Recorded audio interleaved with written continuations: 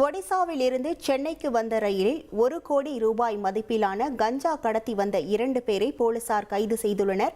ராணிப்பேட்டை அருகே அம்மூர் ரயில் நிலையத்தில் ரோந்து பணியில் இருந்த போலீசார் இந்த அதிரடி நடவடிக்கையில் ஈடுபட்டுள்ளனர்.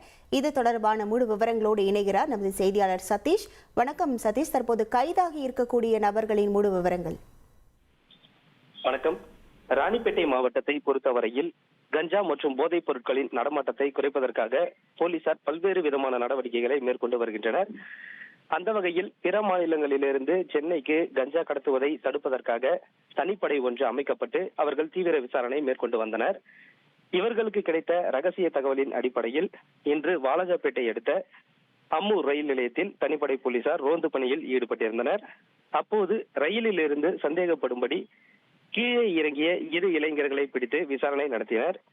இந்த விசாரணையில் அவர்கள் கேரள மாநிலத்தை சேர்ந்த சுரேஷ் மற்றும் சுனில்குமார் என்பதும் தொடர்ச்சியாக ஒடிசாவிலிருந்து சென்னைக்கு கஞ்சா கடத்தி வந்ததும் தெரிய வந்தது. இதனைத் தொடர்ந்து அவர்களிடமிருந்து 100 கிலோ கஞ்சாவை பறிமுதல் செய்த போலீசார் அவர்கள் இருவரையும் கைது செய்து சிறையில் அடைத்தனர். மேலும் இவர்களுடன் வேறு கும்பலுக்கு ஏதேனும் தொடர்பு உள்ளதா என்ற கோணத்தில் தற்போது அவர்களிடம் விசாரணை நடத்தி வருகின்றனர். உங்கள் முழு விவரங்களுக்கு நன்றி சதீஷ்.